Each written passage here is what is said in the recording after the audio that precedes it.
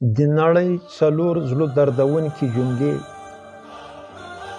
اول: د شام په جګړه کښې یو ماشوم ډاکټر ته وایي زه به خدای ته ټولې خبرې وکړم چې په وطن کښې مو څه حال روان دی.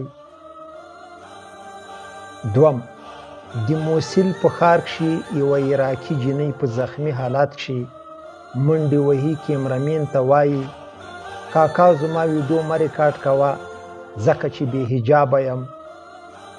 دریم: یو فلسطیني ماشوم د ډېرې لوږې په وخت کښې خدای جل جلاله ته سوال کوي چې یا الله جل جلاله ما ژر واخله که جنت ته لاړ شم لږ څه به وخورم.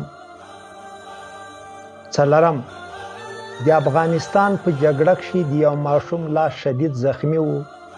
ډاکټر سره د لاس له پرې کېدو بله لار نه وه.